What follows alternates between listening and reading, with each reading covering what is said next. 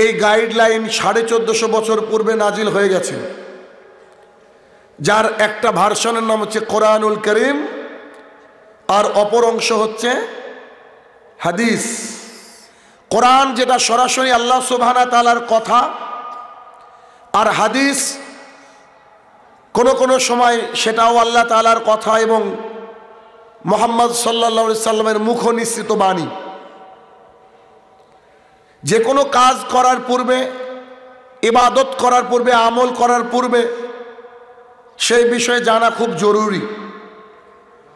কোনো মানুষ যদি না জেনে কোনো জায়গায় কোনো কাজ করতে যায়, তাহলে কিন্তু সেই ব্যক্তি রাস্তায় হোঁচট খাবে। এই জন্য ইসলামের জ্ঞানের গুরুত্ব অপরিসীম।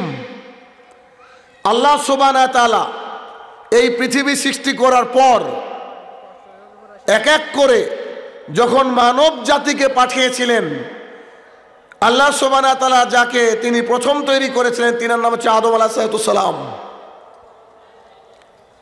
আদম আলাইহিস সালামকে আল্লাহ সুবহানাহু ওয়া তাআলা তৈরি করলেন আল্লাহ তাআলার জমিনের জন্য। ফেরেশতারা সব সময় উঁচু মাকামে থাকে, কেন? তারা হচ্ছে ভেতর থেকে পবিত্র, তারা আল্লাহর জিকির আজগার সব সময় করে। তারা আমাদের মতো অলসতায় আল্লাহ সুবহানাহু ওয়া তাআলার গুণগান থেকে মুখ ফিরিয়ে রাখে না। ফেরেশতারাই যথেষ্ট ছিল আল্লাহ তাআলার গুণগান করার জন্য। তবু আল্লাহ সুবহানাহু ওয়া তাআলা আদম আলাইহিস সালামকে তৈরি করলেন। তৈরি করার পর যখন ফেরেশতাদেরকে বললেন যে তোমরা সবাই সেজদা করো, তখন প্রায় সমস্ত ফেরেশতা, প্রায় সবাই সেজদা করেছিল, একজন বাদ দিয়ে। তার নাম আমরা সবাই জানি, কি বলেন দেখি? ইবলিস। কারণ ও যুক্তি দেখিয়েছিল। যুক্তি কি যুক্তি? আমি আগুন থেকে তৈরি, আমার গতি উপরের দিকে, আর আদম মাটি থেকে তৈরি, তার গতি নিচের দিকে। অতএব আই এম সুপিরিয়ার দ্যান আদম, আমি আদমের চেয়ে অনেক উন্নত, সো আমি কেন তাকে সেজদা করব? এটা ছিল তার অহংকার। আল্লাহ সুবহানাহু ওয়া তাআলা তাকে কি করলেন? ফেরেশতা থেকে টেনে বের করে শয়তানদের দলে সর্দার বানিয়ে দিলেন। গোটা পৃথিবীর মানুষ কারোর নাম জানুক আর না জানুক, ইবলিসের নাম সবাই জানে, জানে না? তো আল্লাহ সুবহানাহু ওয়া তাআলা তাকে শয়তান বানিয়ে দিলেন। ফেরেশতাদের সামনে আল্লাহ সুবহানাহু ওয়া তাআলা আদম আলাইহিস সালামকে পেশ করলেন। ফেরেশতাদেরকে বললেন তোমরা প্রশ্ন করো। ফেরেশতারা প্রশ্ন করলেন, আদম আলাইহিস সালাম উত্তর দিলেন। তখন ফেরেশতারা বললেন যে আমরা আমাদের মাথাটাকে নিচে নামিয়ে নিচ্ছি, আমরা এখন বুঝতে পারলাম যে আপনি যে জ্ঞান শিখেছেন ওই জ্ঞান আমাদের কাছেও নাই, অতএব নিশ্চয়ই আদম আলাইহিস সালাম শ্রেষ্ঠ মানুষ। তিনি শ্রেষ্ঠত্বের মুকুট মাথায় পড়েছিলেন কখন? যখন আল্লাহ সুবহানাহু ওয়া তাআলা তাকে জ্ঞানী বানিয়েছিলেন, জ্ঞান দিয়েছিলেন। বর্তমান সময়ে যাদের ইসলামের জ্ঞান নাই, দুনিয়ার জ্ঞানে ভরপুর, তার মাথা এফআরসিএস করেছেন লন্ডন থেকে, ব্যারিস্টারি পাশ করেছে ইংল্যান্ড থেকে, আমেরিকা থেকে ডিগ্রি করে এসেছে, পৃথিবীর বড় বড় ইউনিভার্সিটির ডিগ্রি তার ঝোলার মধ্যে পতিত রয়েছে। সেই সব মানুষ যদি ইসলামের পরিপূর্ণতা তাদের মধ্যে না আসে, ইসলামকে না মেনে নেয়, তাহলে ইসলাম অনুযায়ী সেই ব্যক্তি মূর্খ, এর কোনো মূল্য নাই। কেন? যদি দুনিয়ার জীবনটাই শেষ হতো তাহলে তারা হতো শ্রেষ্ঠ। সুন্দর একটা স্ত্রী, ছেলে মেয়ে, সংসার পরিজন, একটা ভালো মাইনের চাকরি, কিন্তু কোনো না কোনো একদিন মালাকুল মউত এসে আমাদেরকে নিয়ে চলে যাবে কবরে, আর তখন আল্লাহর আইন চলবে, বাকি আর কারো কথা চলবে না। তো সেই কবরে গিয়ে যদি আমাকে এই মান রাব্বুকা ওমান দীনুকা আর মা হাজারুল আল্লাহ জি বইসবিকুম এই উত্তরগুলা দিতে হয়, তাহলে তো আমাদের সায়েন্স, আমাদের আর্টস, আমাদের সোসিওলজি, আমাদের বায়োলজি সব কবরে গিয়ে ফেল। তাই বলে কি শিক্ষা অর্জন করব না? করব। সাথে সাথে ইসলামটাকে গুরুত্ব দিতে হবে বেশি। কেননা আমাকে সাইকোলজি, আমার ম্যাথমেটিক্স, আমার ইংরেজি সাময়িক খাবার দিতে পারলেও কবরের প্রশ্নের উত্তরে সক্ষমতা দিতে পারবে না। অর্থাৎ জানা জরুরি। আল্লাহ সুবহানাহু ওয়া তাআলা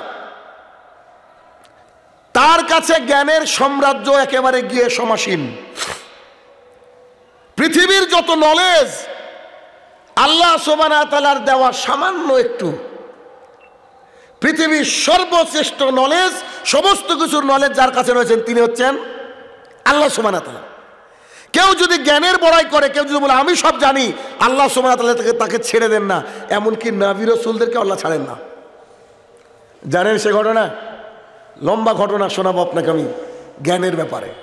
দেখেন খুব মনোযোগ সহকারে, একটা সেকেন্ড যদি মিস যায় অনেক বড় ভুল করে বসবেন। খুব মনোযোগ সহকারে। বনি ইসরায়েলের জামানায় মূসা আলাইহিস সালাম কালিমুল্লাহ, যিনি আল্লাহ সুবহানাহু ওয়া তাআলার সাথে কথা বলেছিলেন, সেই মূসা আলাইহিস সালাম একদিন এরকম ভাষণ দিচ্ছিলেন, বক্তৃতা করছিলেন। জনৈক একজন ব্যক্তি উঠে বলছেন, আচ্ছা মূসা, আপনি আমাদেরকে বলেন তো পৃথিবীতে সবচেয়ে জ্ঞানী মানুষ কে, বা সবচেয়ে জ্ঞানী কে? মূসা আলাইহিস সালাম বলছেন আমি। আল্লাহ সুবহানাহু ওয়া তাআলা এই তার আমি সবচেয়ে জ্ঞানী, এটা আল্লাহ তাআলার পছন্দ হয়নি। আল্লাহ সুবহানাহু ওয়া তাআলা মূসা আলাইহিস সালামকে বললেন, মূসা তুমি যে কথাটা বললা এটা সম্পূর্ণ ভুল। কে বলেছে তুমি জ্ঞানী? তুমি জ্ঞানী নও, তোমার চেয়েও আরো জ্ঞানী ব্যক্তি আছে। মূসা আলাইহিস সালাম অবাক হয়ে গেলেন। আল্লাহ সুবহানাহু ওয়া তাআলাকে বলেন, হে আমার প্রতিপালক, আপনি আমাকে বলেন সেই জ্ঞানী কে, আমি তার কাছে যাব।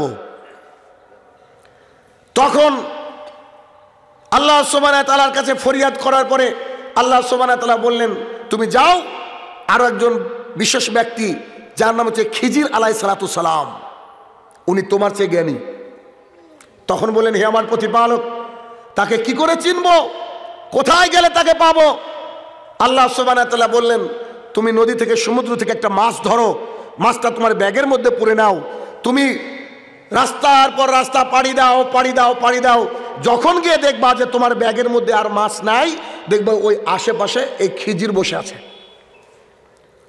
মূসা আলাইহিস সালাম একটা মাছ ধরলেন, সঙ্গে একজন ব্যক্তিকে নিলেন, নামটা আমি এখন বলবো না, পরে বলবো, কাহিনী আছে, অনেক বড় ঘটনা আছে একটা।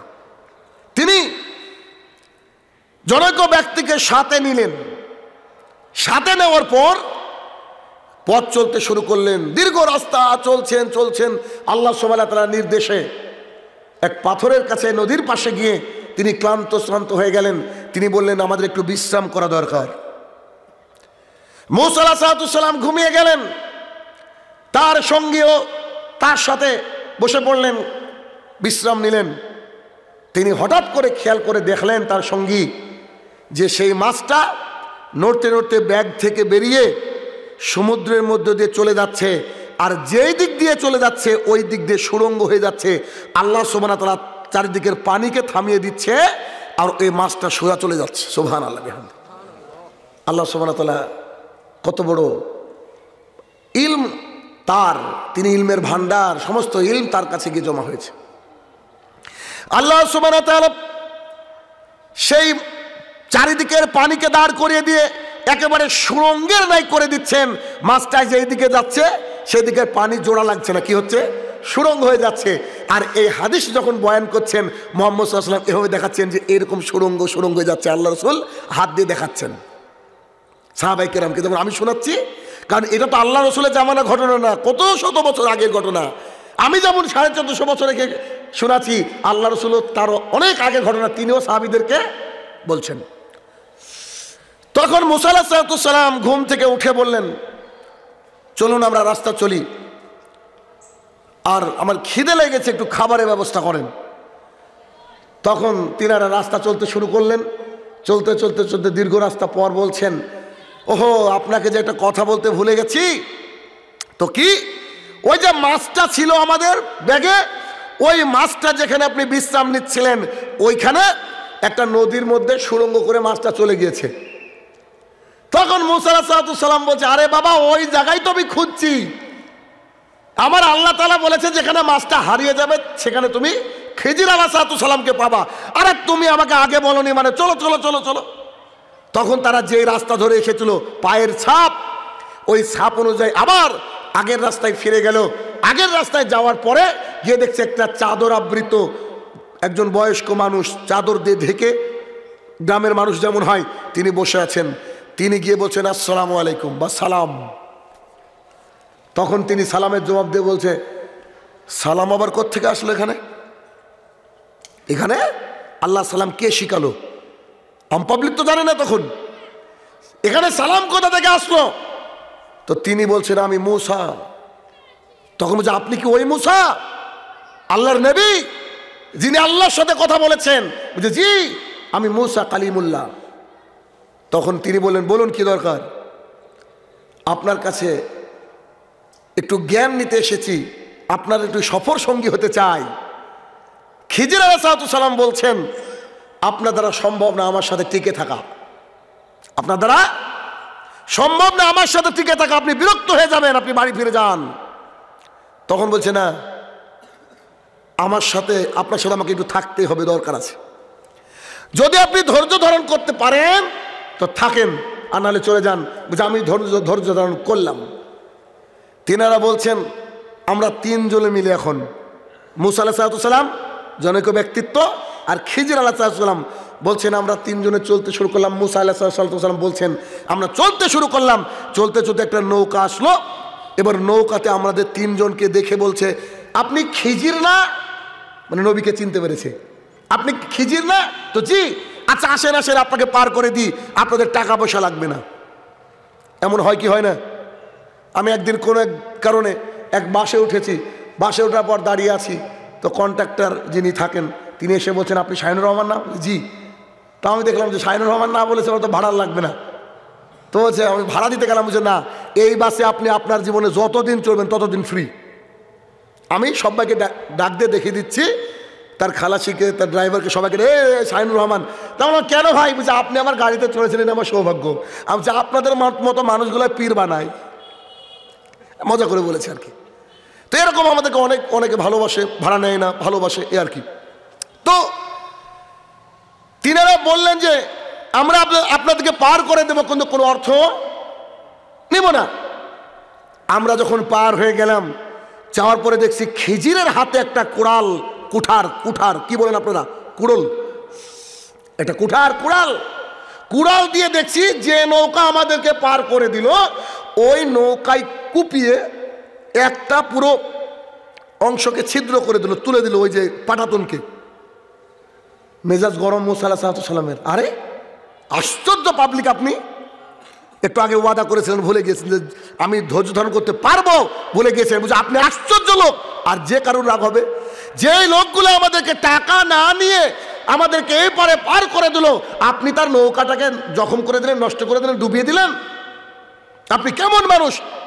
আল্লাহ আমাকে আপনার কাছে পাঠিয়েছে জ্ঞান নিতে। তখন খিজির আলাইহিস সালাম বলছেন আমি আপনাকে পূর্বে বলেছি আপনি আমার সাথে টিকতে পারবেন না, যান আপনার সাথে সম্পর্ক শেষ। তখন মুসা আলাইহিস সালাম বলছে ভুল হয়েছে, আচ্ছা ঠিক আছে আমাকে ক্ষমা করেন, আমি একটু আপনার সাথে থাকতে চাই। মুখ বন্ধ রাখবেন? জি রাখবো। আচ্ছা চলেন। ওই পারে পার হয়ে যাওয়ার পর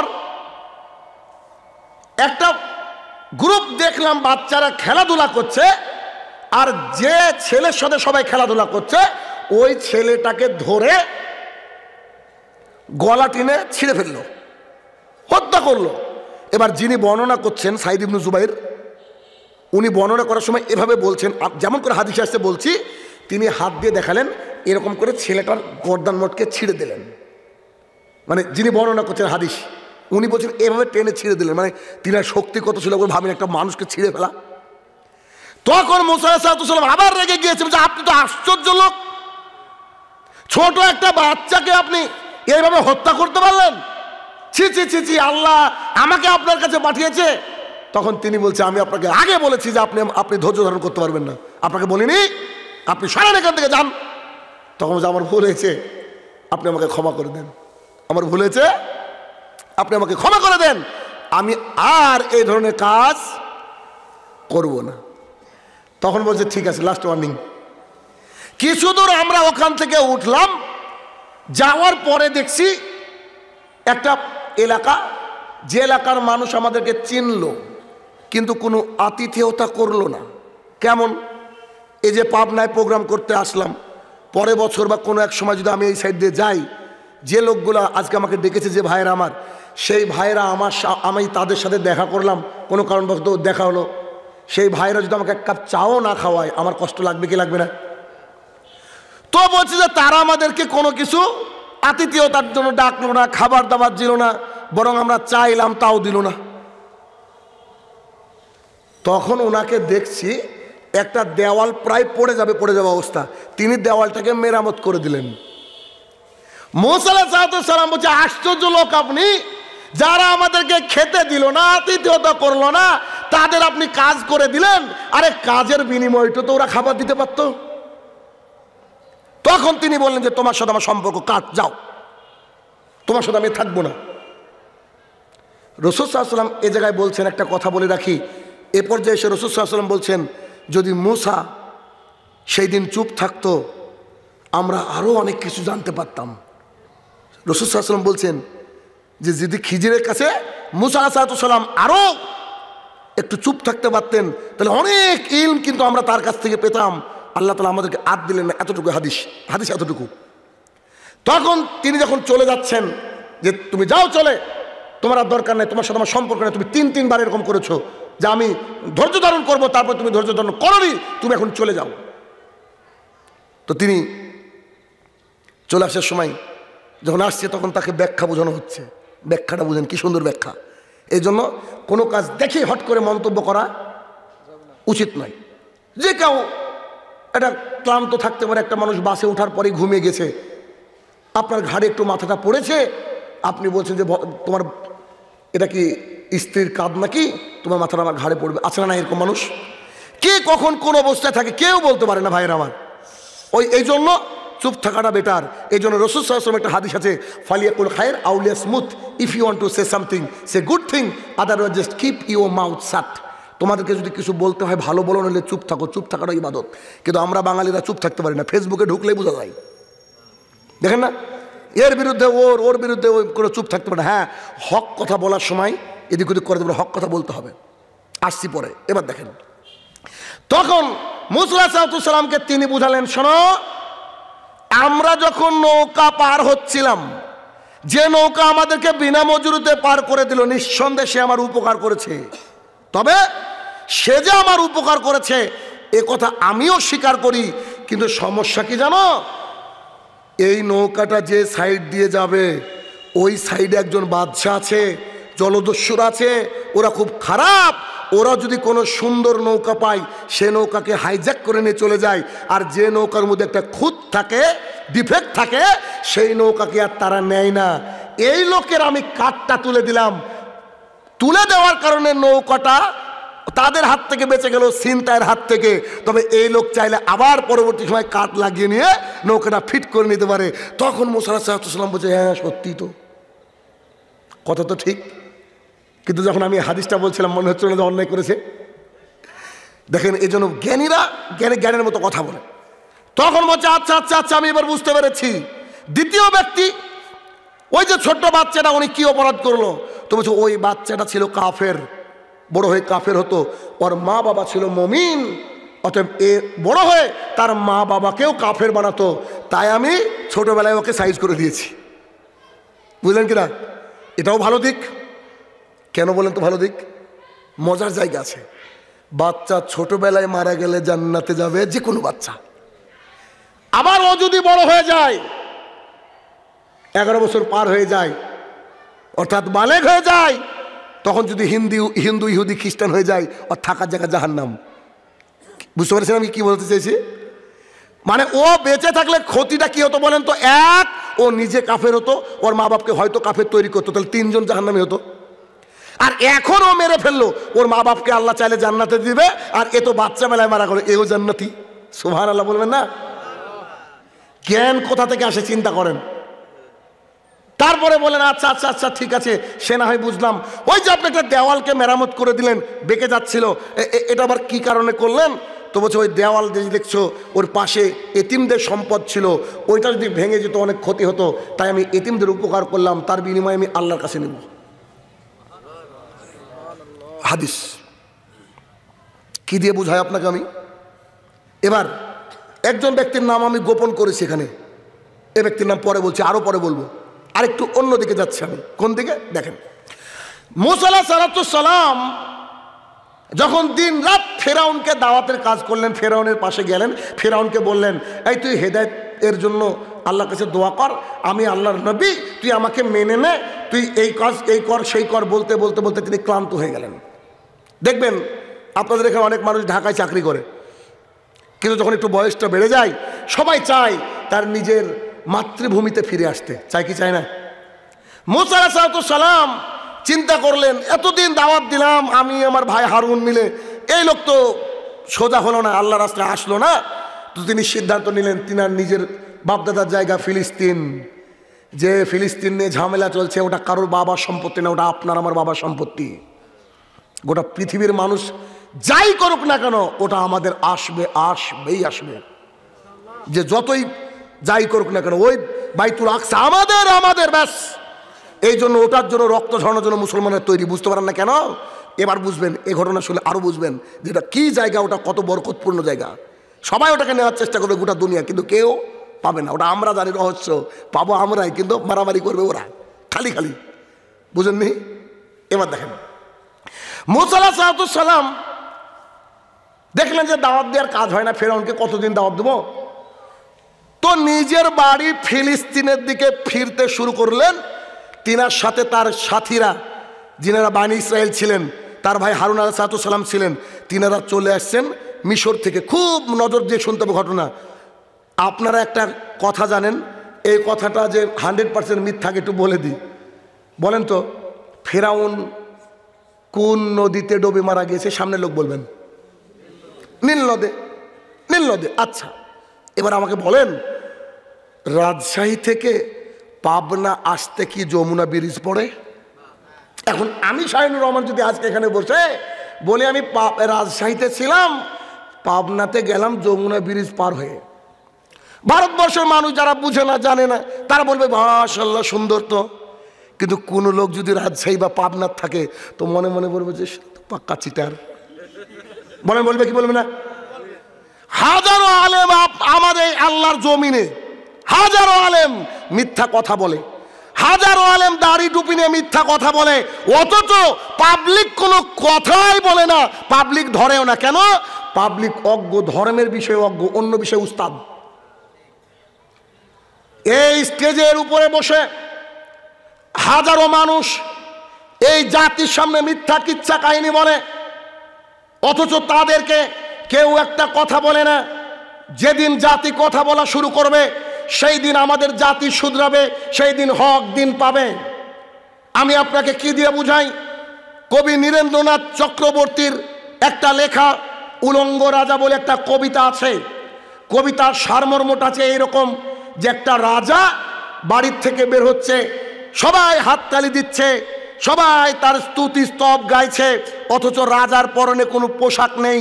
যারা তার চামচারা দেখে বলছে না না না না, পোশাক পরে নিশ্চয়ই আছে, আমরা দেখতে পাচ্ছি না। তাই চামচা এমন হয় না?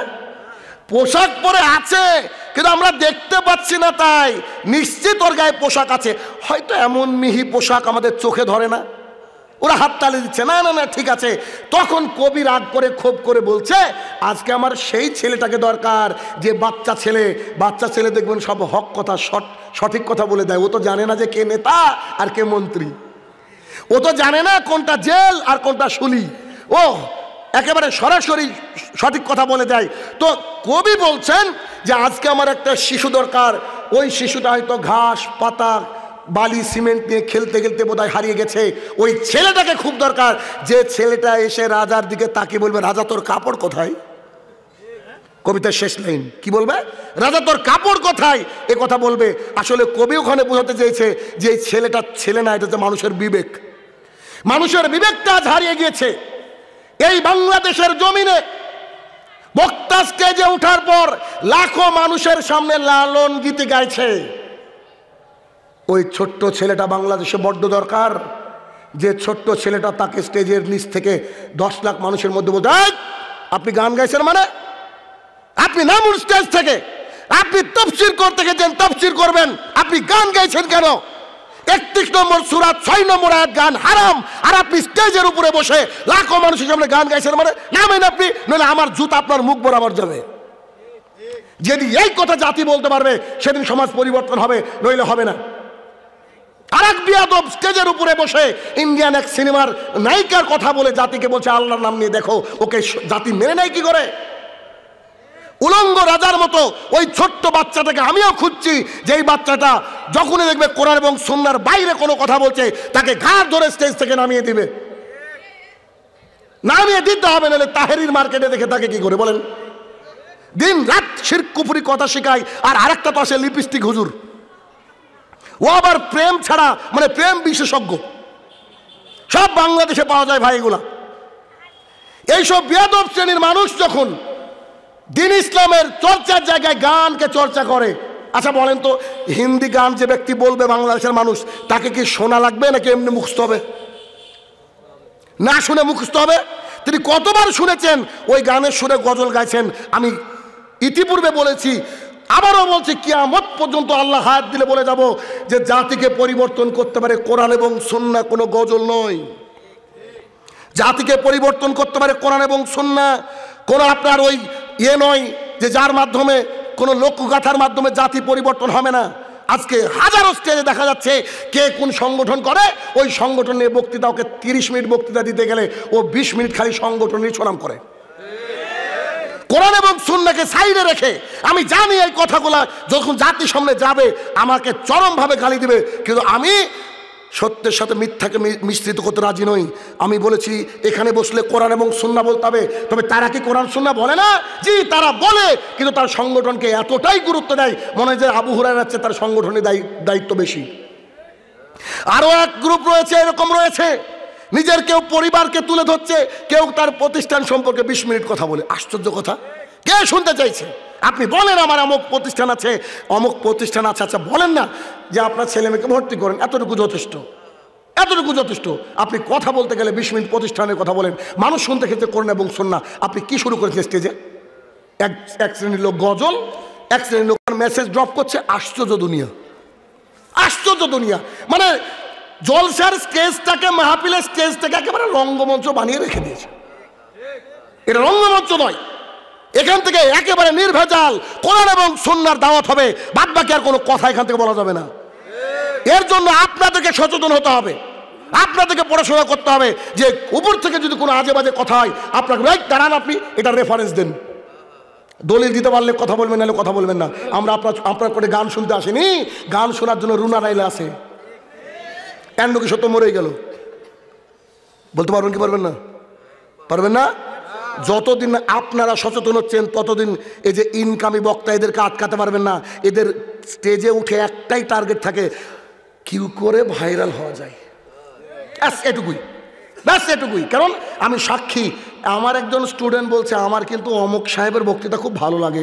আমি বললাম কতদিন থেকে শুনছো? তো এতদিন থেকে। আচ্ছা আমাকে দুটো হাদিস বলো তো। বলছে দেখতে যে হেভি। কি দিয়ে বোঝায় বলেন আপনি? তারা দেখতে যতটা হেভি ভাবছেন ততটা হেভি নয়।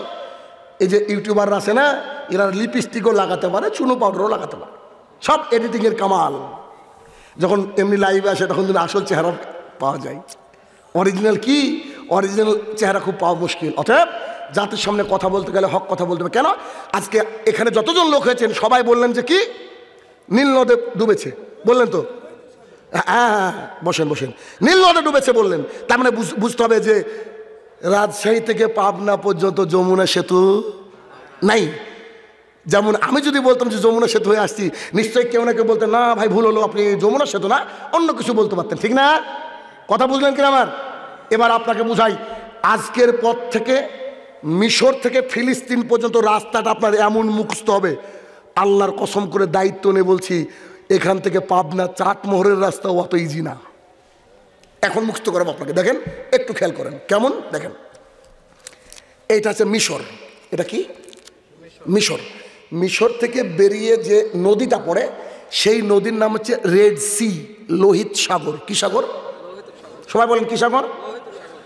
মিশর, সোজা রাস্তা, রেড সি, লোহিত সাগর। এরপরে পরে বলি, পরে অংশ পরে বলি। এবার মুসা আলাইহিস সালাম আর তার কিছু সঙ্গীরা যারা হিদায়াত পেয়েছে তাদেরকে নিয়ে মুসা বলছেন যে চলো ফেরাউনের এলাকায় থাকবো না, থেকে আমাদের কোনো কাজ নাই, আমরা ফিলিস্তিনের দিকে যাই। তো তারা আস্তে আস্তে আস্তে সামনে লোহিত সাগর, যখন তিনি নদী টদী পার হবেন এরকম ভাবছেন, পেছনে সাইডে তাকিয়ে দেখছি যে ফেরাউনের লোকজন একেবারে ঘিরে ফেলেছে, এমনকি ফেরাউন ওখানে চলে এসেছে। তখন তার মুসা আলাইহিস সালামের সঙ্গীগুলো খুব বদমাইশ টাইপের ছিল। একজন নবীর সঙ্গীকে আমি বদমাইশ বলছি, বুঝতে পারছেন কি? কেন আপনি বলবেন একটু পরে। এত যে জ্বালিয়েছে আমাদের নবীকে, মুসা আলাইহিস সালামকে, দেখেন একটু পরে। তিনারা আল্লাহর উপরে হেদায়েত, আল্লাহর জন্য হেদায়েত পেয়েছে, আল্লাহর ইচ্ছা হেদায়েত পেয়েছে। মুসা তাদের নবী কালিমুল্লাহ, তার সাথে যাচ্ছে। এখন যেই নদী পড়েছে সেই নদীর সামনে এসে বলছে, ও মুসা, আমরা তো ধরা খেয়ে গেলাম, এখন কি করবা? সবাই মিলে চেষ্টা কর। কি বলছে? আমরা এখন ধরা খেয়ে গেলাম, এখন তুমি তোমার রবকে বলো। এটা কোনো কথা হলো? তখন মুসা আলাইহিস সালাম বলছে, অসম্ভব, কখনো নয়, আমার আল্লাহ তাআলা আমাকে নিরাশ করবেন না, নিশ্চয়ই একটা রাস্তা বের করে দিবে।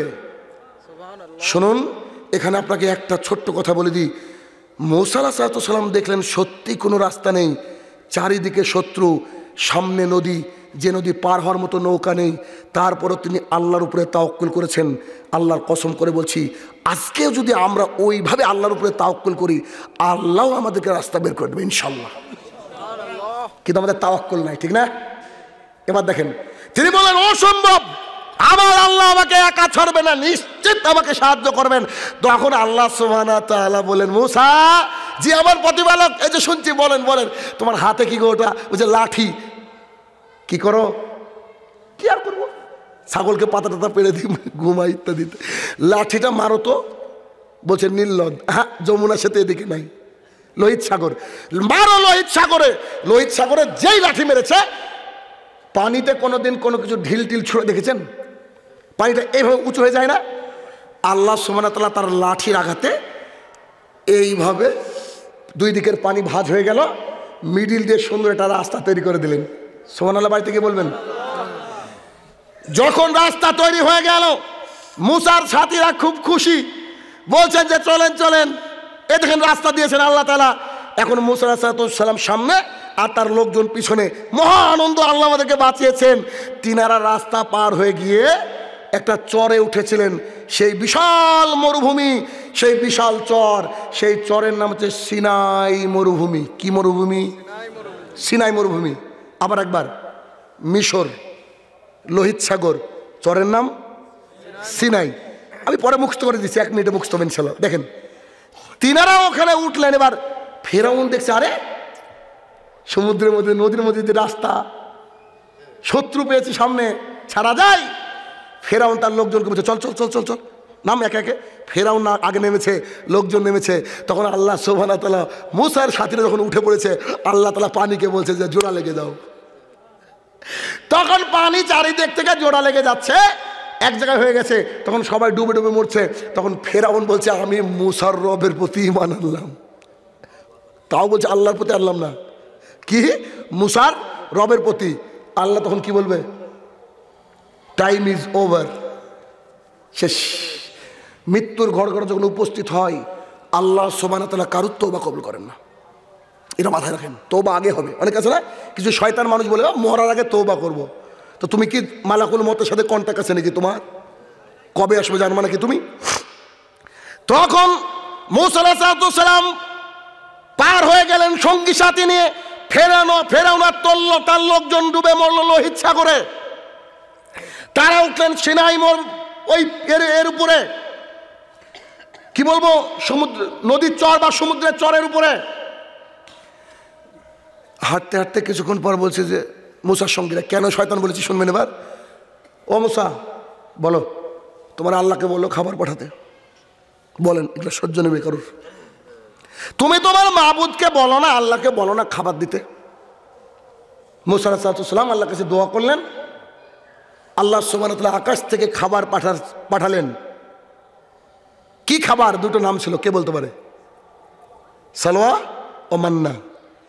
তাফসীর কারকগণ বলছেন মান্না আর সালোয়া হচ্ছে এক ধরনের পোলাও যেটা আল্লাহ পাঠিয়েছেন, আর সালোয়া হচ্ছে আপনার ওই যে পাখির কলিজা কেউ বলেছে, আবার কেউ বলছে মাশরুম, মানে এক ধরনের ইউনিক খাবার যা দুনিয়াতে নাই, জান্নাতের খাবার।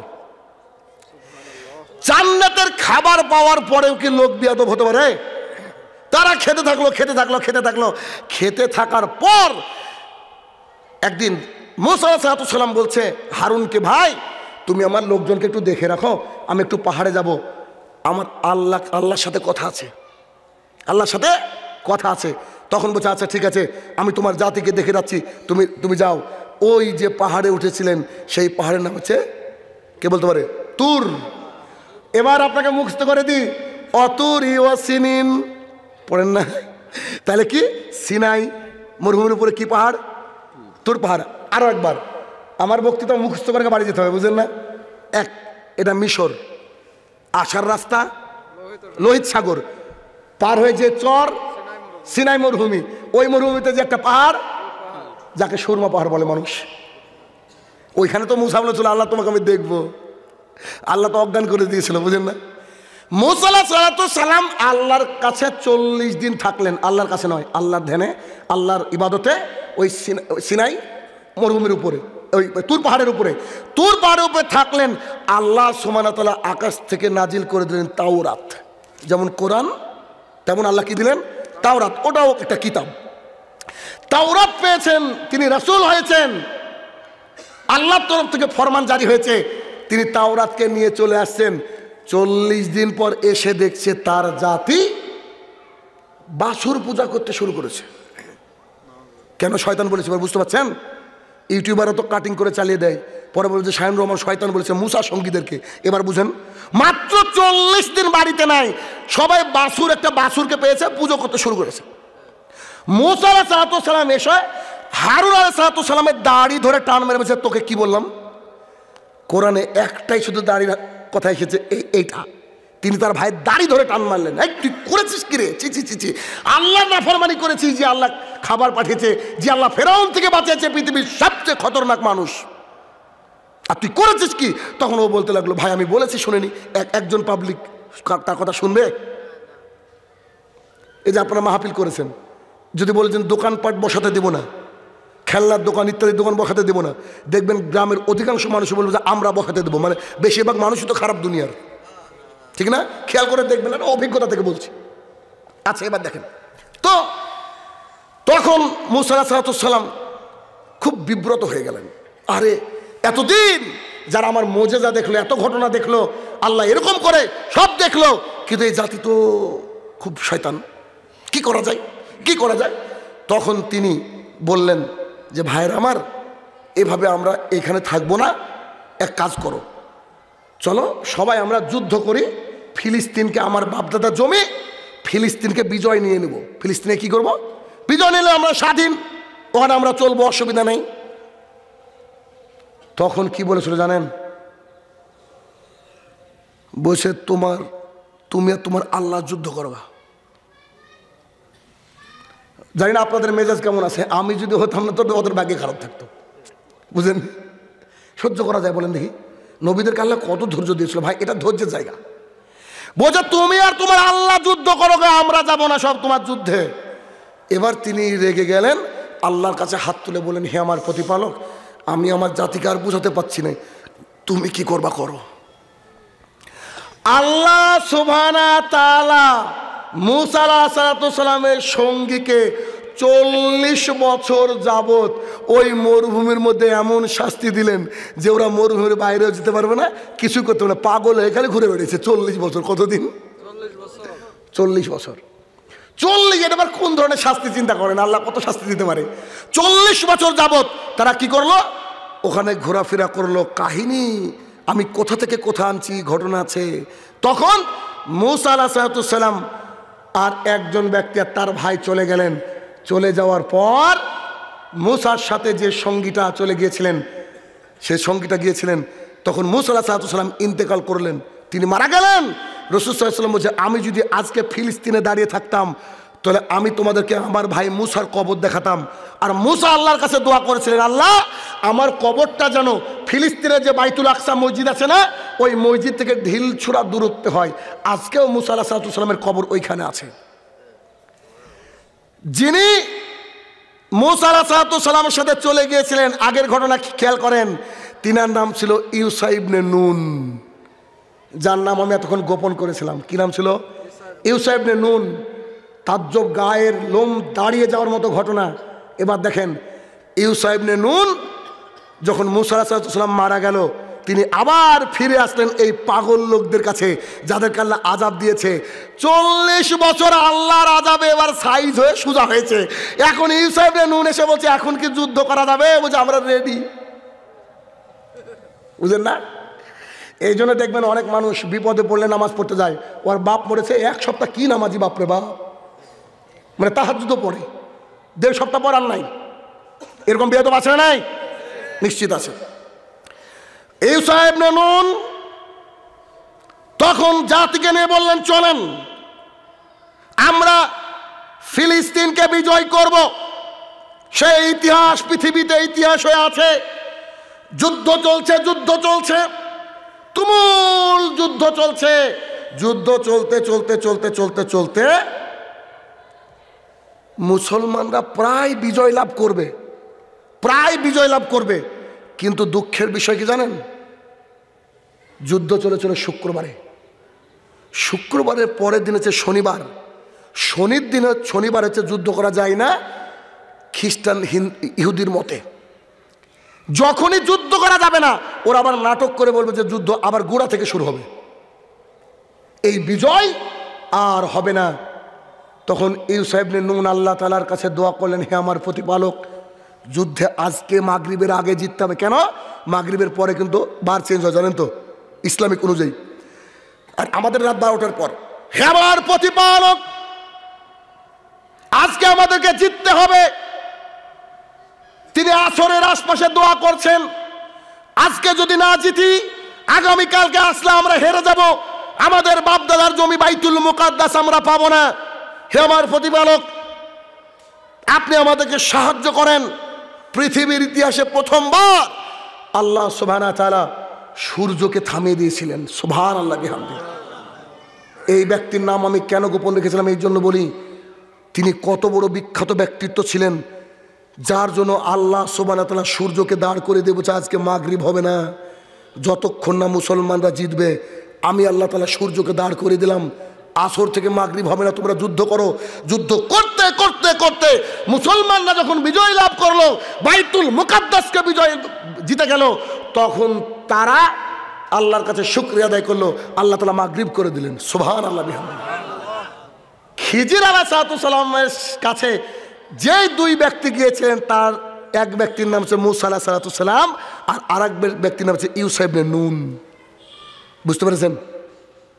জ্ঞান আছে না? লাগবে তো জ্ঞান, নাকি ইসলামের জরুরি। এবার তারা বিজয় লাভ করলো। তার আগের একটু ঘটনা, আকাশ থেকে জান্নাতি খাবার আর লোকদের পছন্দ হয় না। কত বড় শয়তান! বলছে তুমি তোমার আল্লাহকে বলো না গম ধান পাঠাতে। তখন তারা আবাদ শুরু করেছিল, অবশ্য আবাদ শুরু করেছিল, এবং তাদেরকে বলা হয়েছিল, মুসা আলাইহিস সালামের সঙ্গীকে বলা হয়েছিল যে তোমরা যখন এই বাইতুল মুকাদ্দাসের মধ্যে ঢুকবা, তখন তোমরা ইস্তেগফার পাঠ করতে করতে ঢুকবা। আর ওরা যখন ঢুকেছিল তখন বলেছিল গম জব, গম জব। কত বড় শয়তান! যাক, যারা হেদায়েত পেয়েছিল পেয়েছিল, যারা হেদায়েত পায়নি পায়নি। এই হচ্ছে ফিলিস্তিন, এই হচ্ছে মুসা আলাইহিস সালাম, যিনি নিজেকে জ্ঞানী দাবি করেছিলেন। আল্লাহ তাআলা তাকে দিয়ে বুঝিয়ে দিলেন যে তুমি সর্বশ্রেষ্ঠ জ্ঞানী নন। তাফসীর কারকগণ বলছে। এবং আরেকটা কথা আমি ভুলে গিয়েছি, সেটা হচ্ছে ওই যে যখন খিজির আলাইহিস সালাম যখন মুসাকে আর ইউসা ইবনে নুনকে ছেড়ে দিলেন, তখন বলেছিলেন যে তোমাকে আমাকে আল্লাহ তাআলা যে জ্ঞান দিয়েছে, সেই জ্ঞান হচ্ছে ওই যে আমরা নৌকা পার হচ্ছিলাম, তখন কি দেখেছো একটা চড়ুই পাখি তার ঠোঁটটা ডুবিয়ে সমুদ্রের মধ্যে থেকে পানি নিচ্ছিল, ঠোঁটে যতটুকু পানি লেগেছিল, আল্লাহর জ্ঞানের অতটুকু জ্ঞান তোমাকে আর আমাকে 2 নবীকে মিলে দিয়েছে। বুঝতে পারছেন জ্ঞান কি? এখন যতটুকু বুঝলেন আশা করছি ইসলামের ইতিহাস এই অংশটুকু ক্লিয়ার, তাই না? ক্লিয়ার। এই যে বাইতুল মুকাদ্দাস, এই বাইতুল মুকাদ্দাস নিয়ে এত ঝামেলা কেন দুনিয়াব্যাপী? কেন জানেন? যে নবী বাইতুল মুকাদ্দাস তৈরি করতে সহায়তা করেছিলেন তিনি আল্লাহর কাছে কয়েকটা দোয়া করেছিলেন, আল্লাহ তার দোয়াকে কবুল করেছিলেন। তার মধ্যে একটা দোয়া ছিল, আল্লাহ আমার এই বাইতুল মুকাদ্দাসে যে ব্যক্তি এসে 2 রাকাত সালাত আদায় করবে তার পেছনে সমস্ত গুনাহ তুমি ক্ষমা করে দাও। আল্লাহ বলছে আচ্ছা দিলাম। ইহুদিরা মনে করে 2 রাকাত নামাজ পড়তে পারলে আমাদের গুনাহ ক্ষমা, খ্রিস্টানরা মনে করে 2 রাকাত সালাত আদায় করতে পারলে আমাদের ক্ষমা, হিন্দুরা মনে করে আমরা উপাসনা করতে গেলে আমাদের ক্ষমা, কিন্তু সম্পত্তি আমার বাপের আপনার বাপের, বুঝেননি? আমাদের সম্পত্তি। ওটাকে আল্লাহ এত বিখ্যাত করেছেন বাইতুল মুকাদ্দাস। এটা হচ্ছে সেই বাইতুল মুকাদ্দাস যেই বাইতুল মুকাদ্দাসে আমাদের নবী মুহাম্মদ সাল্লাল্লাহু আলাইহি ওয়াসাল্লাম ইমামতি করেছিলেন আর পৃথিবীর সমস্ত নবীরা তার পেছনে মুক্তাদি হয়েছিলেন। সুবহানাল্লাহ। এই বাইতুল মুকাদ্দাস নিয়ে একটা হৃদয় বিদারক ঘটনা আছে, আমি বলবো না, আমি একটু টাচ দিব, কারণ এই ঘটনা বলতে আমি নিজেকে ঠিক রাখতে পারি না, আমার চোখ দিয়ে পানি চলে আসে, শুধু একটু টাচ দিব। ঘটনার কি জানেন? যখন আল্লাহ সুবহানাহু ওয়া তাআলা মুহাম্মদ সাল্লাল্লাহু আলাইহি ওয়াসাল্লামকে ডাকলেন আসো মিরাজে আসো, তখন তিনি মক্কা থেকে গিয়েছিলেন বুরাকে চড়ে বাইতুল মুকাদ্দাস। প্রথম আমাদের নবী হচ্ছে সবারই লিডার, আদমেরও লিডার, বুঝেননি? আল্লাহ সুবহানাহু ওয়া তাআলা তাকে বললেন তুমি আজকে ইমামতি করবা, তোমার পিছনে যিনি যারা নামাজ পড়বেন তারা আদম আলাইহিস সালাম থেকে শুরু করে শেষ নবীর আগে যত নবী এসেছে সবাই তোমার মুক্তাদি। সুবহানাল্লাহ। রাসূলুল্লাহ সাল্লাল্লাহু আলাইহি ওয়াসাল্লাম সেদিন তাদেরকে সালাত আদায় করেছিলেন, সেখান থেকে সিদরাতুল মুনতাহা গিয়েছিলেন, তারপরে জিবরাইল আর যেতে পারেনি।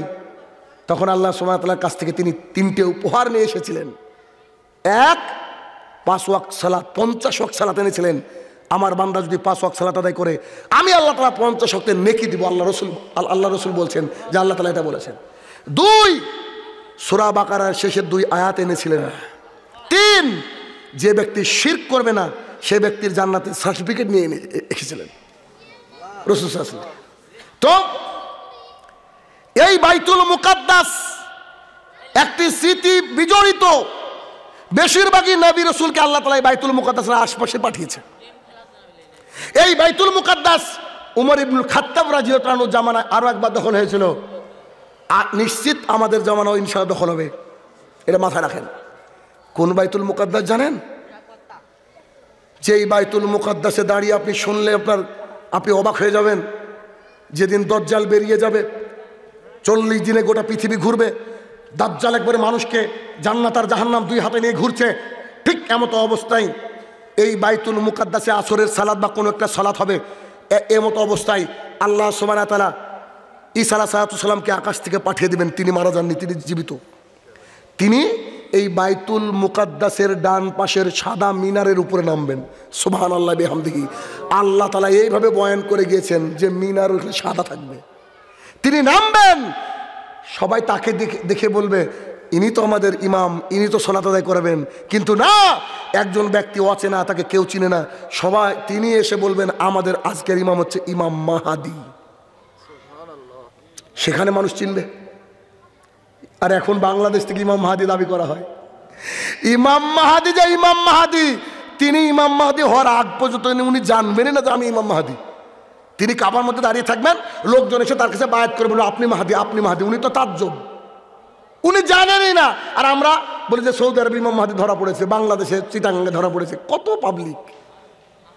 তো তিনি আসবেন, আসার পর ওখান থেকে কিছু দূরে গিয়ে দাজ্জালকে হত্যা করবেন। এ হচ্ছে বাইতুল মুকাদ্দাস। এবার কি মনে হচ্ছে যে নিজের বাড়ির জমিটার চেয়েও বেশি অধিকার আমাদের বাইতুল মুকাদ্দাসের? যেদিন মুসলমানরা এই ঘটনায় এই জ্ঞানটা আসবে, সেদিন তাদের ভালোবাসার সৃষ্টি হবে, সেদিন আল্লাহর কাছে দোয়া করবে, আল্লাহ তাদের করে দেবে। কথা কি বুঝাতে পারলাম?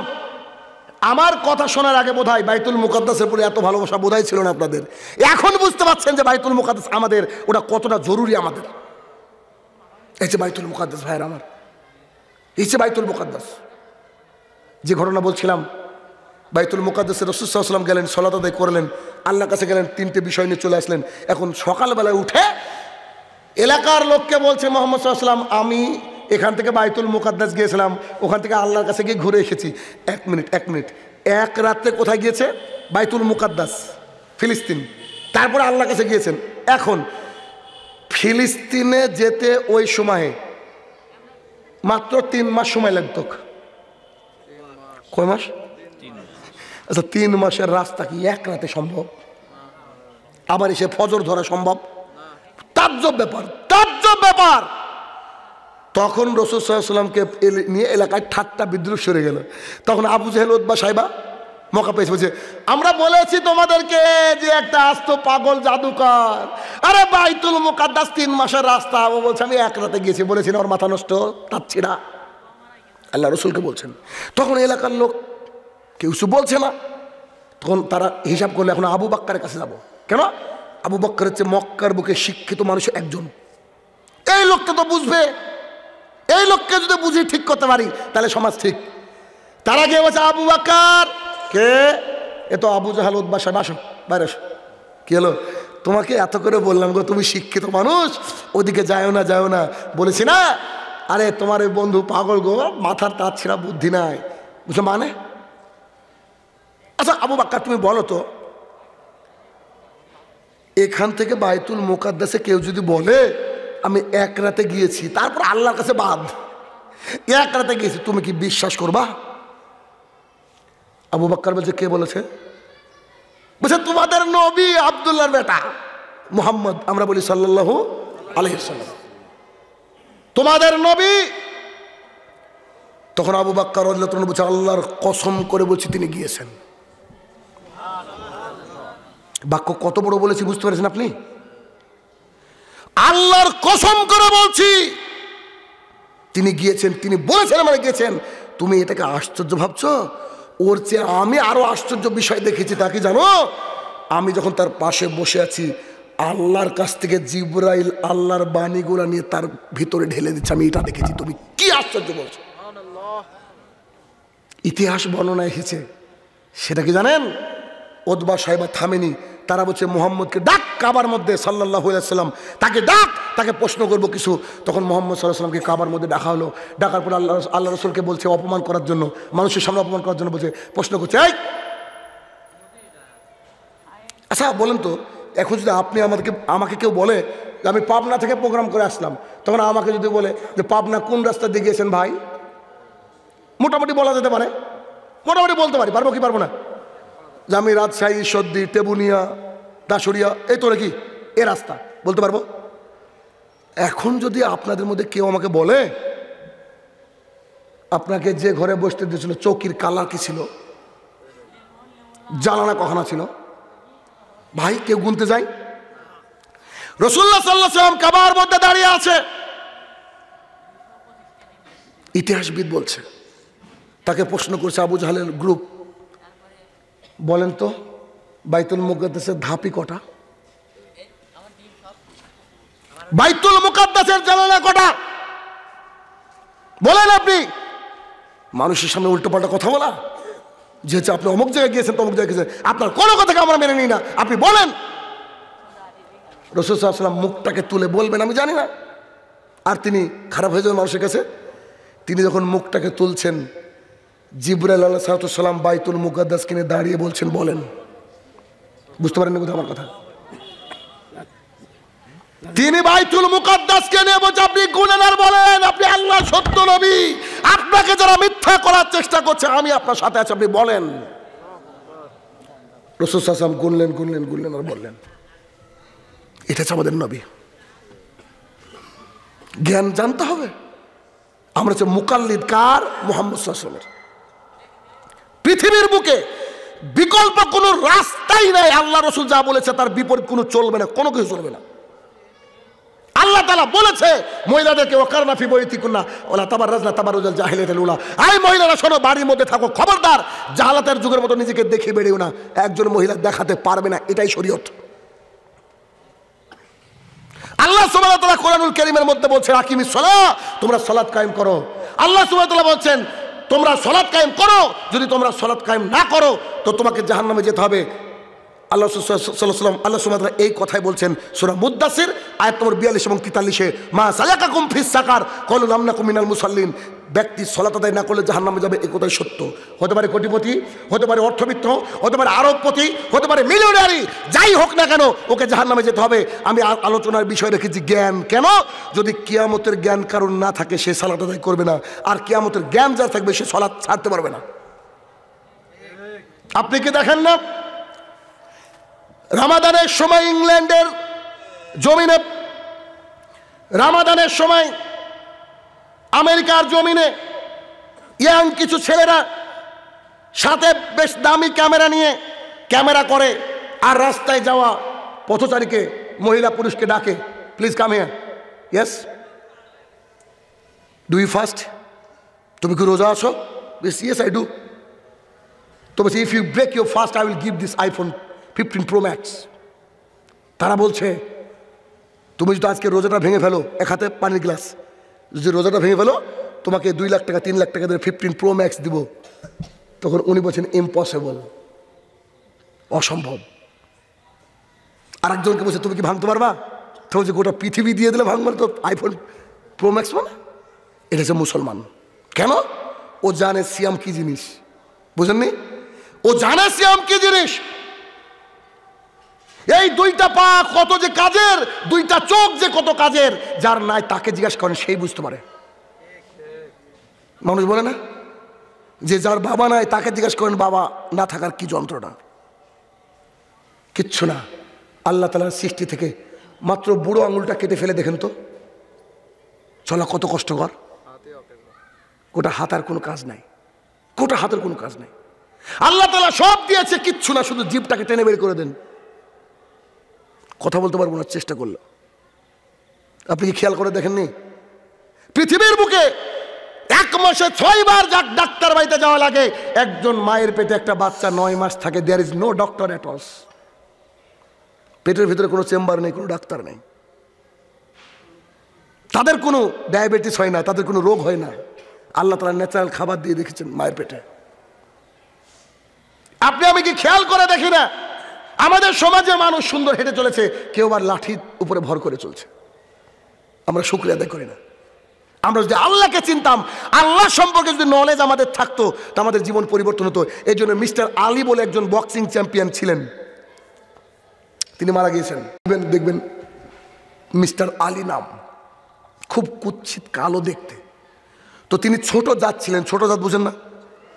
তো তিনি বিভিন্ন হোটেলে যখন যেতেন তিনি কোটিপতি মানুষ, মানে চ্যাম্পিয়ন, মানে বুঝতে পারছেন। তার বংশের কারণে, তার ধর্মের কারণে তাকে অপমান করা হতো। অপমান মানে অন্যরকম অপমান। ওই সব মানুষকে তো সরাসরি অপমান করা যায় না, সিস্টেম তো আছে কিছু। তো তিনি এতটা কষ্ট পেয়েছিলেন, তিনি একদিন বলে যে কোন ধর্মে সবাইকে সম্মান করে। খুঁজতে খুঁজতে খুঁজতে আল্লাহ তাআলা তার হাতে দিয়ে দিল কোরআন। কোরআন এমন একটা ধর্ম, এই ইসলাম এমন একটা জিনিস, কোরআন এমন একটা ঐশী বিধান। একজন রাজা আর তার চাকর পাশে দাঁড়িয়ে পড়েছে সালাত আদায় করতে, দুজনের রবের গোলাম, দুজনের রবের দাস।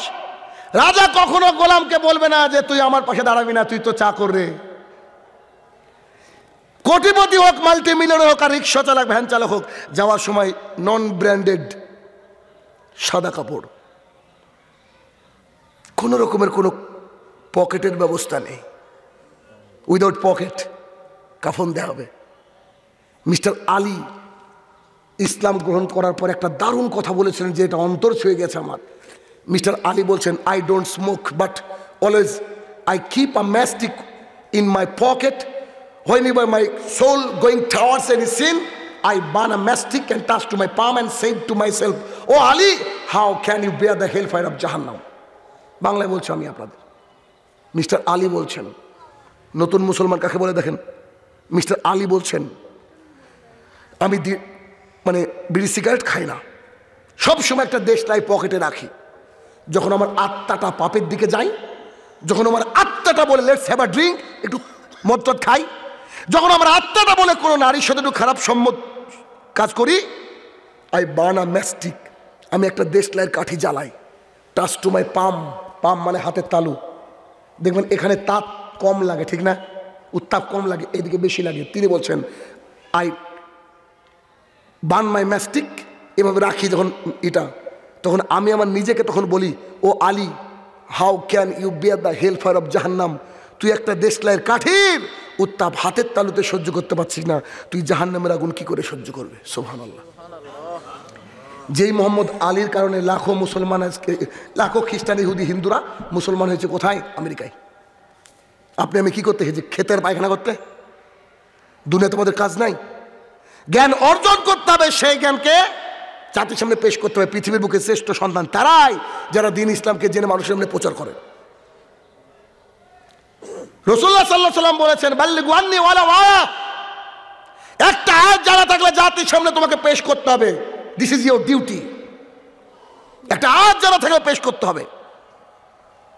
আমেরিকার একজন ব্যক্তি কোটটায় পরে আছেন। আচ্ছা, পাগলরা কি কোটটায় পরে থাকে? ভদ্র শিক্ষিত স্মার্ট লোক থাকে, এখন বোঝা যায় এটা। যদিও বাংলাদেশের পাগলরা ব্লেজার পরে, পরে না, সবাই পরে আর কি বলছি, যাই হোক।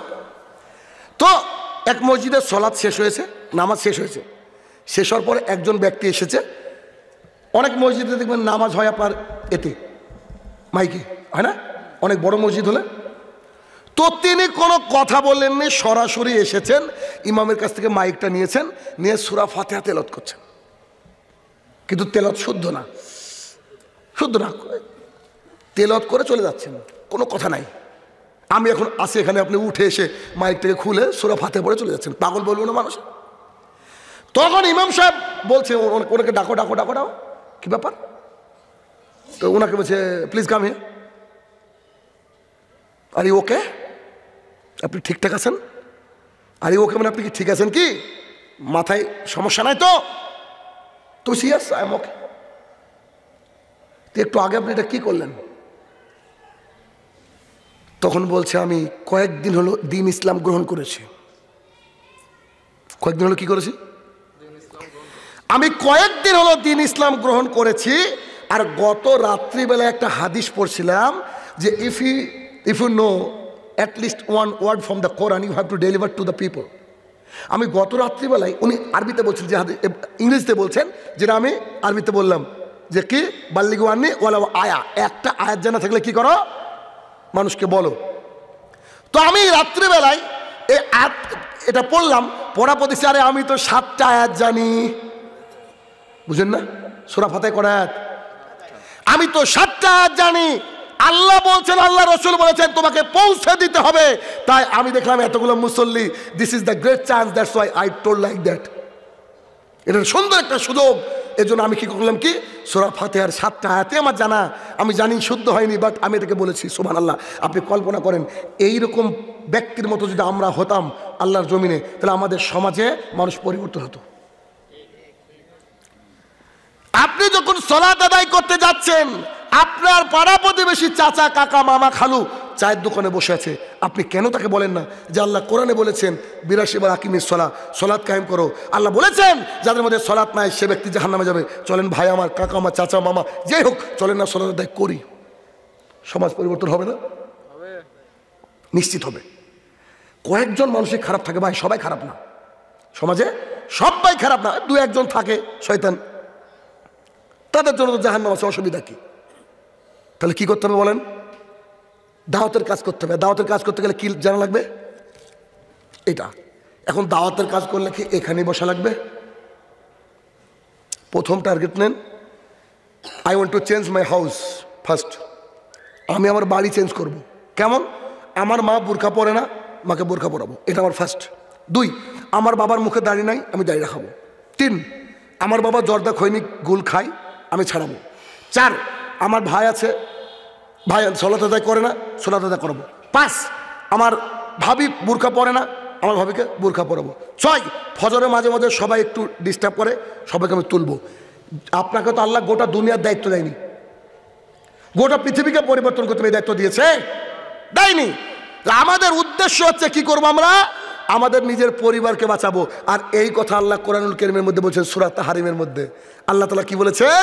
ইয়া আইয়ুহাল্লাযীনা আমানু, যেটা শুরুতে পড়েছিলাম আমি একেবারে, হে ঈমানদারগণ, কু আনফুসাকুম, তুমি নিজেকে বাঁচাও, ও আহলিকুম, তোমার পরিবারকে বাঁচাও, নারা, আগুন থেকে। কোন আগুন? যে আগুন জ্বলবে মানুষ দিয়ে, যে আগুন জ্বলবে পাথর দিয়ে। এই বাক্যটা কত কঠিন জানেন আপনারা? আচ্ছা, আগুন পৃথিবীতে কি দিয়ে জ্বলে? কাঠ, খড়ি ইত্যাদি। পাথর দিয়ে কি আগুন জ্বলে? হিন্দুরা তার বাবাকে পোড়াতে নিয়ে গেছে শ্মশান ঘাটে, বাবাকে নিয়ে গিয়েছে, সাথে সাথে কি নিয়েছে? পেট্রোল নেয়, কেউ তার আপনার ওই কি কেরোসিন নেয়, কেউ আপনার খড়ি নেয়, তাই না? তার বাবাকে পোড়ানোর জন্য এগুলো ইউজ করছে। আল্লাহ তাআলা বলছে, ওর বাবাকে দিয়ে আমি জাহান্নামে আগুন জ্বালাবো। আল্লাহর ক্ষমতা একবার ভাবেন। দেখবেন পাটকাঠি, বুঝেন কিনা আপনারা? পাটকাঠি, শোলা বলেন তারা, হ্যাঁ পাটকাঠি। এই পাটকাঠির আগুন আর কাঠের আগুনের মধ্যে তফাৎ নাই? কাঠের আগুনের আগুনটা অনেকক্ষণ থাকে, আর পাটকাঠি ধরার পরে শেষ। এখন একটু কল্পনা করেন, পাটকাঠি থেকে কাঠ শক্ত, কাঠ থেকে বাঁশের গোড়া আরো শক্ত, সেখান থেকে কাঠের সারি আরো শক্ত। এখন বলেন পাথর কত শক্ত হবে? কি অবস্থা হবে পাথর, বুঝতে পেরেছেন? আল্লাহ তাআলা বলছে, ওই পাথর দিয়ে আর মানুষ দিয়ে আমি আগুন জ্বালাবো, তোমরা তোমার পরিবারকে, তোমার নিজেকে বাঁচাও। সো আপনাকে প্রথমে করতে হবে কি? নিজের পরিবারকে বাঁচাতে হবে ফার্স্ট, আগে পরিবার বাঁচলে তখন আপনি জাতিকে বলেন, পরিবার বাঁচলে তখন আপনার অন্য কাউকে বলেন। এই কথা শুনলাম এই মাহফিলে মহিলারা বেশি আলোচনা, প্রায় শেষের দিকে আসলাম, শেষ করব। তার আগে যে কথাগুলো বলতে চাইছি, একটা কথা যেটা মহিলাদের জন্য যারা খুবই জরুরি, কথা নয়, এটা হাদিস। রাসূলুল্লাহ সাল্লাল্লাহু আলাইহি ওয়াসাল্লাম বলছেন, মহিলারা যদি 4টে কাজ করে জান্নাতের যে কোনো গেট দিয়ে প্রবেশ করতে পারে, যে কোনো গেট দিয়ে। এক, প্রতিদিন 5 ওয়াক্ত সালাত আদায় করলে মহিলারা জান্নাতের যে কোনো গেট দিয়ে প্রবেশ করতে পারে। সালাত, নামাজ পড়লে অন্তত পক্ষে মাগরিবের 3 রাকাত, এশার 4 রাকাত, আর বিতের 1 রাকাত, ফজরের 2-2 4, মানে 17 রাকাত মিনিমাম পড়তে হবে। 2, রমাদান মাসের সিয়াম, রোজা, মেন্সের কারণে, মাসিকের কারণে যেগুলো ভেঙে যাবে, আগামী রমাদান পর্যন্ত সময়, যেদিন খুশি তুলে নেন। 5 থেকে 6টায় তো ভাঙে বোধ হয়, নাহলে 7টায় ভাঙে কারো, তাই না? ওইগুলা আগামী 1 বছর পর্যন্ত তোলা যায় না? নিশ্চয়ই যায়। 3, লজ্জাস্থানের হেফাজত করবে। বাড়িতে যা খুশি পরে থাক, বাড়ি থেকে বাইরে বেরোলে বোরকা পরতে হবে, কমপ্লিট হিজাব পরতে হবে। বাঙালির নারীরা যে হিজাব শুরু করেছে, যে পর্দা শুরু করেছে, এটা না যে বোরকাতে ভাল লাগে, এটা নয়। 4, স্বামী যে আদেশ করবে, স্বামীর আদেশ মানতে হবে। এই জায়গায় মহিলারা অধিকাংশ ফেল। 4 নম্বরের পয়েন্টে কে বলছে? মুহাম্মদ সাল্লাল্লাহু আলাইহি ওয়াসাল্লাম। দলিল, আবু হুরায়রা রাদিয়াল্লাহু তাআলা আনহু বলেন, রাসূল সাল্লাল্লাহু আলাইহি ওয়াসাল্লাম বলেছেন, আমাকে আল্লাহ তাআলা জান্নাত দেখালেন, আমি জান্নাতের দিকে তাকিয়ে দেখলাম বেশিরভাগই অসহায় গরিব মানুষ। নেতা কই? যাদের বাংলাদেশও 10টা বাড়ি, বিদেশেও 10টা বাড়ি, হাজারো নেতার অবস্থা তো দেখলেন। কে দাড়ি চেঁচে ফেললো, কে আবার কলার পাতায় শুয়ে, কে যে কি অবস্থা হলো। আল্লাহ ছাড় দেন, ছেড়ে দেন না। আল্লাহর দল করতে হবে, আল্লাহর দল, বুঝেন না? হিজবুল্লাহ, আল্লাহর দল করতে হবে। কারণ মরে গেলে আল্লাহর দলের হিসাব, অন্য কিছু হিসাব নাই। সাবধানতা অবলম্বন করতে হবে। তাহলে কি, যে আল্লাহ তাআলার জমিনে আমরা আসি, আর আল্লাহ তাআলার জমিনে থেকে যদি আমরা আল্লাহর হিসাব পালন করতে পারি, তাহলে আমাদের জন্য জান্নাত হবে, তাই না? তাহলে বড় লোক আর গরিব এর কোনো অসুবিধা কি? অসুবিধা নেই। কিন্তু গরিব হলে একটা বেনিফিট আছে। বেনিফিটটা কি বলেন তো? ধনীদের চেয়ে 500 বছর আগে জান্নাতে যাওয়া যায়। এত টাকার কি দরকার? মরতে যখন হবেই, বুঝলেন না? মরতে যখন হবে এত টাকার কি দরকার? রাসূল সাল্লাল্লাহু আলাইহি ওয়াসাল্লাম বলছে, আমি জান্নাতে দেখলাম অসহায় দরিদ্র মানুষ, ওই যে ভ্যান চালক যাকে থাপ্পড় মেরেছিলেন, বাহাদুরি করেছিলেন, ওরা জান্নাতি। তারপরে আমাকে জাহান্নাম পেশ করা হলো, জাহান্নামের মধ্যে তাকিয়ে দিচ্ছি শুধু নারী আর নারী, নারী আর নারী, নারী আর নারী। আরে একটু আগের হাদিস বললাম, মাত্র 4টে কাজ করলে নারীরা জান্নাতি। খালি জান্নাতি নয়, জান্নাতের যে কোনো গেট দিয়ে ঢুকতে পারে। এ তো আশ্চর্য কথা হলো। তখন সাহাবায়ে কেরাম বলছে কেন? বলছে এরা যে কুফরি করে। কি করে? কুফরি। তখন সাহাবায়ে কেরাম বলছে কুফরি করে মানে শিরক করে। কি বলছে? আরে না না না, এরা যে স্বামীর সাথে কুফরি করে। তো কেমন? তুমি সারা জীবন দিয়ে আসবা, একদিন সামান্য জিনিস না দিলে বলবে তুমি আমার কথা কবে শুনলা। আর একটু ক্লিয়ার করে বলি, উদাহরণ দিই। ধরেন এখানে আজকে মাহফিলের আয়োজন হয়েছে, দোকানপাট বসেছে সাইডে, জিলাপির দোকান বসেছে তো না? কত টাকা কেজি? 160, 200, 160। স্ত্রী আসতে পারেনি, স্ত্রী একটু অসুস্থ, স্ত্রী বলেছে যাওয়ার সময় আজকে একটু জিলাপি আনবো, অনেকদিন খাইনি। আমার বক্তৃতা শোনার পর জিলাপি টিলাপি মাথায় উঠেছে, আউট। তো করেছে কি, ঠিক আছে, বাড়িতে চলে গেছে জিলাপি ছাড়া। খোলো, বাড়িতে এসেছি। দরজা খুলে প্রথমে লাইট মেরেছে স্বামীর হাতে। কি গো, হাত ফাঁকা কেন?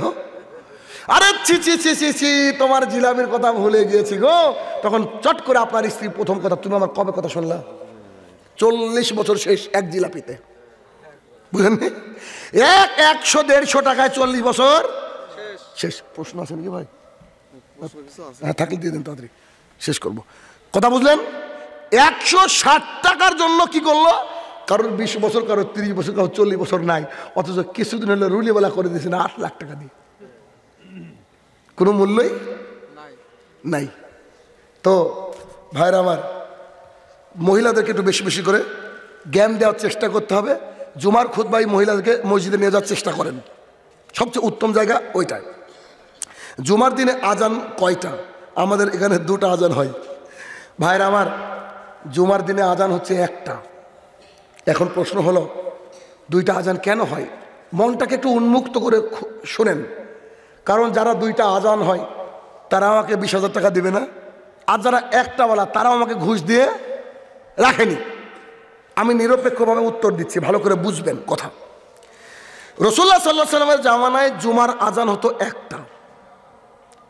আবু বকর রাদিয়াল্লাহু আনহুর জামানায় জুমার আজান হতো 1টা। উমর ইবনুল খাত্তাব রাদিয়াল্লাহু আনহুর জামানায় আজান হতো 1টা। উসমান রাদিয়াল্লাহু আনহুর জামানায় নামাজের সংখ্যা অনেক বেড়ে গেল। 1450 বছর আগে যাওয়ার কথা বলছি, মাইক ছিল না তখন। উনি বিচক্ষণ মানুষ, বুদ্ধিমান মানুষ, উনি বললেন শোনো, মসজিদে একটা আজান দাও, আর বাজারে যেখানে ভিড় থাকে ওখানে একটা আজান দাও। কারণ ঘড়িও নাই, কিছুই নাই, মানুষ কি করে বুঝবে? আজান দিলে তখন কি হবে? মানুষ আসবে, এসে সালাত আদায় করবে। এই জন্য উসমান রাদিয়াল্লাহু আনহু তার জামানায় 2টা আজান শুরু করেছিলেন। কথা কি বোঝা গেল? তিনি করেছিলেন কি নাই তার ঘাটতিতে? মাইক নাই তার। এখন আমরা মসজিদ থেকে আজান দিলে কি বাজার অবধি যাই? যদি যাই তো আলহামদুলিল্লাহ, আর যদি না যাই, যদি মনে করেন যে উসমানের সুন্নতকে জারি করবেন, তাহলে মুখেও এখানে দিবেন আর বাজারও দিবেন। এটা নিয়ে আলেমদের মধ্যে বিতর্ক রয়েছে, কেউ বলেছে জায়েজ, কেউ বলেছে জায়েজ না। আর আমি আপনাকে সলিউশন দিলাম যে কেন তিনি চালু করেছিলেন।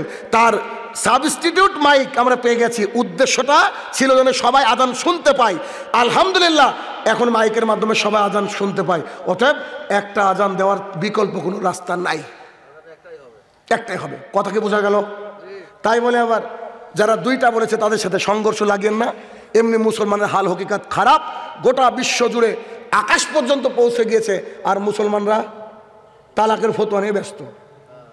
যদিও একটা মজার ঘটনা মনে পড়লে একটু বলি, এক মিনিটে একটা ঘটনা হবে, বুঝেন, যদি একটা এটা জানা দরকার আমাদের। কি, একজন খুব পণ্ডিত আছে, কিছু পণ্ডিত আছে নামাজ টামাজ কিছু পড়ে না, আছে না নাই পাড়ায়, খুব পণ্ডিত।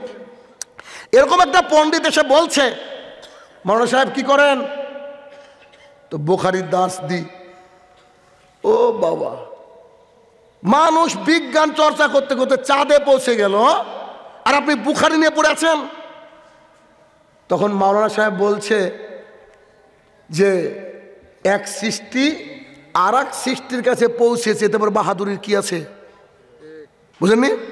যিনারা গবেষণা করছেন তারা আল্লাহ সৃষ্টি আর চাঁদ আল্লাহর সৃষ্টি না, বুঝি এক সৃষ্টি আর এক সৃষ্টির কাছে পৌঁছেছে, এতে আবার ঘাবড়ানোর কি আছে, আনন্দের কি আছে? তো বলছে যে আপনারা বুখারীর দাস দেন। তখন সেই ইমাম সাহেব বলছে, শোনেন আপনাকে আর একটা কথা বলে যে কাজে লাগবে। সেটা কি? পৃথিবীতে বর্তমানে সবচেয়ে অভাগা কে জানেন? বুঝে কে? বুঝে আপনি। ওই লোককে, পণ্ডিত লোককে।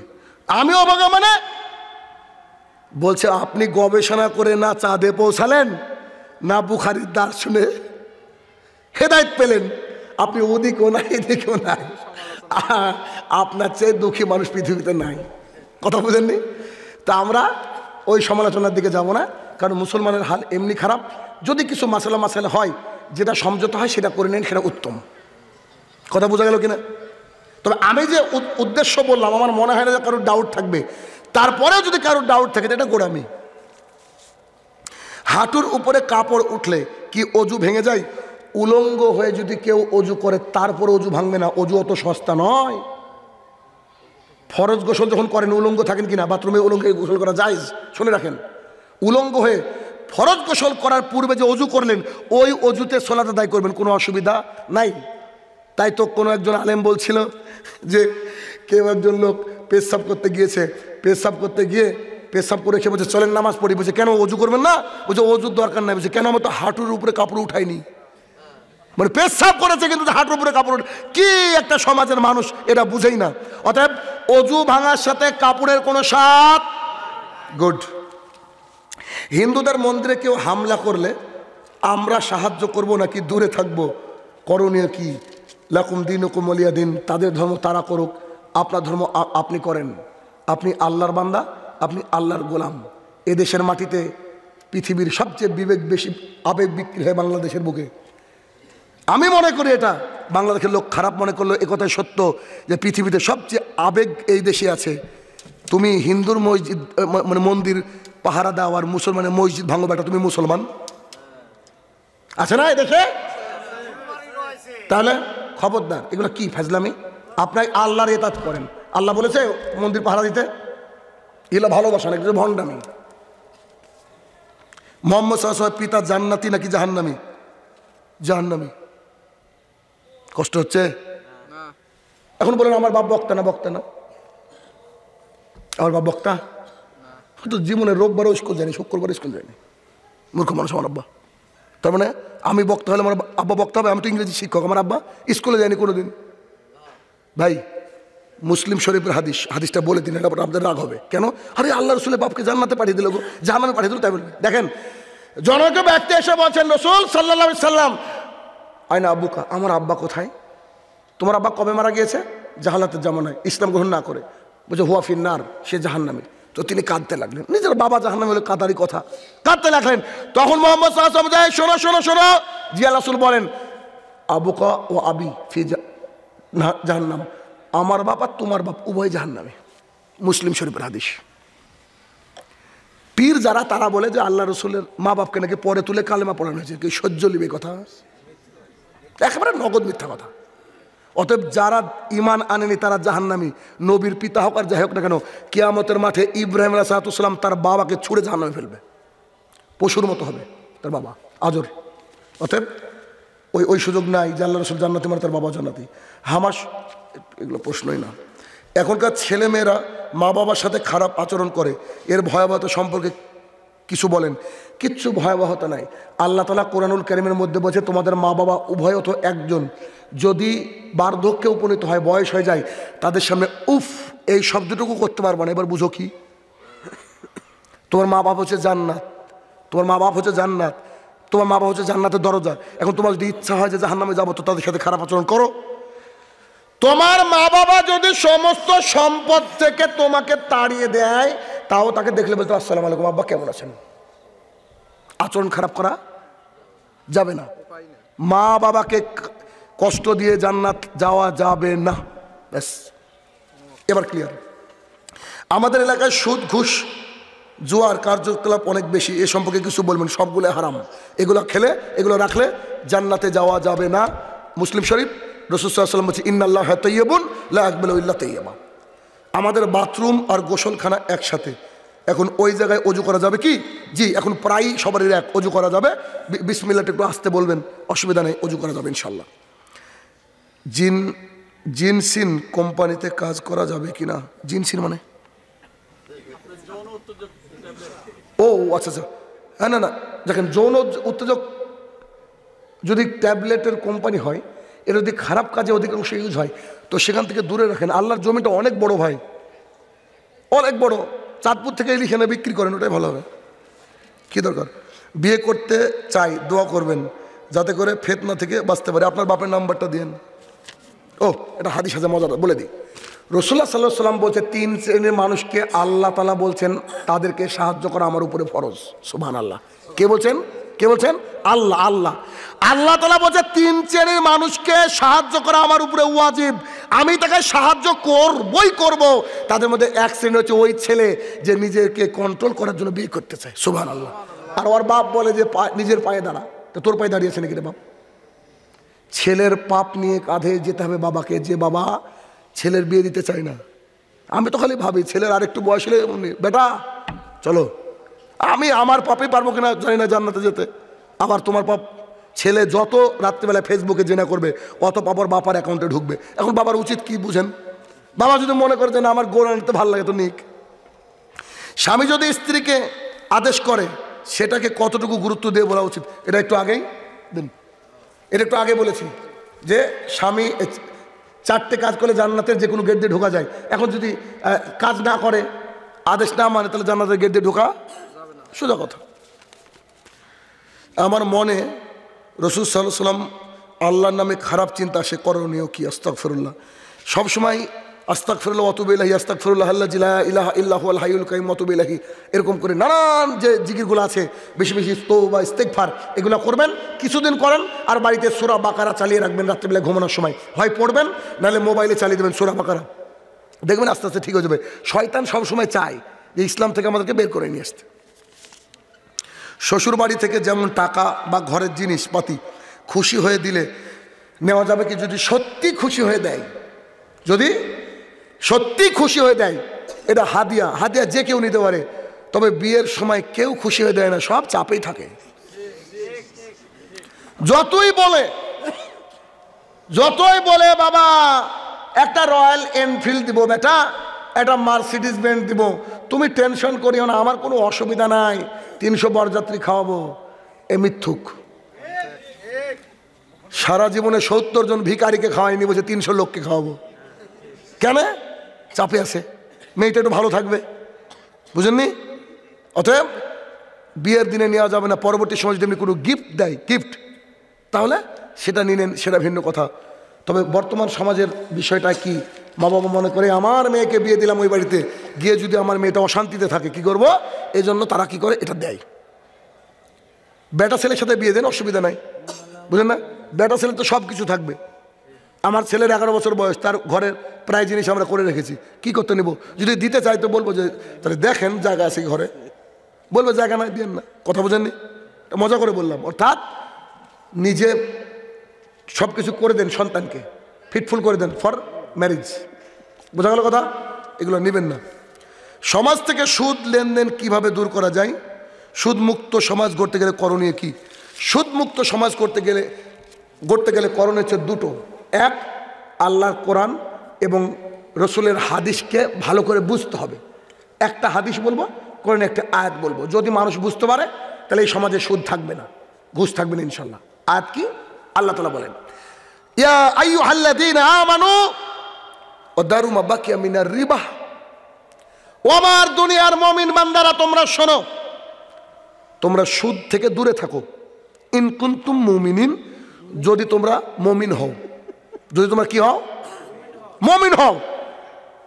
আয়াতটা নাজিল করছে কে? আল্লাহ কি জানে না যে পাবনার মানুষ সব সোজা না? শাইনুর আমার কথা বলে গেল আর ছেড়ে দেবে, অত ভালো মানুষ আল্লাহ জানে না? একই আয়াত আল্লাহ তাআলা বলছে, ফাইল্লাম তাফালু, আমার এই আয়াতকে মাথায় রেখে তোমরা যদি সুদ থেকে দূরে না থাকো, ফাদানু বিহারমি মিনাল্লাহি রাসূলিহি, তোমরা জেনে রাখো আমি আল্লাহ আর আমার রসুলের সাথে যুদ্ধের ঘোষণা দিয়ে দিলাম। যার বাড়িতে সুদঘুতের ব্যাপার আছে সেই ব্যক্তির সাথে আমি আর আমার রসুলের সাথে যুদ্ধ শুরু।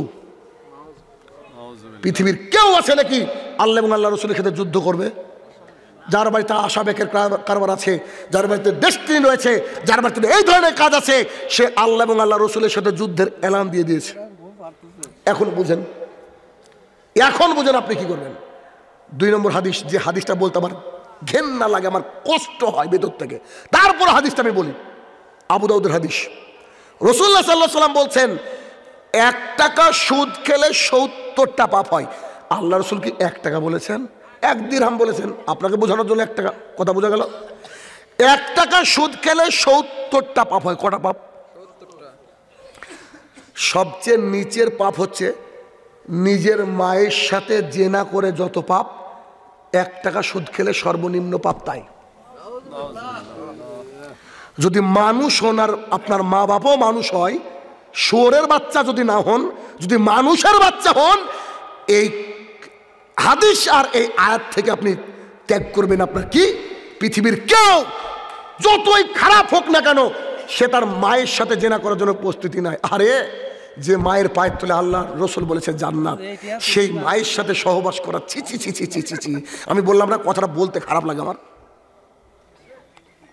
1 মিনিট ভিতরটাকে আরো একটু শক্ত করে দিই। কেমন?